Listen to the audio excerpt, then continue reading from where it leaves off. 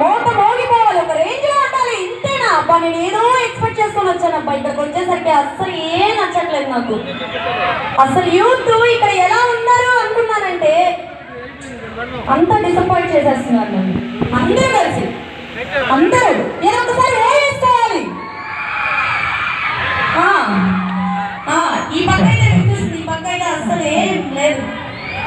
అంతా చొప్పగా ఉంది. ఉప్పు లేకుండా సాంబార్ తిని ఎలా ఉంటుందో అలా ఉంది. అప్పుడు మా వాళ్ళు ఏంటో అంత నీరసంగా ఉన్నారు. ప్రసాదాలు పెట్టారు పార్టీ వాళ్ళు, అవి తినేసి కామంగా కూర్చోన్నారు. మధ్యలో కొంతమంది జ్యూసులు తాగుతున్నారు.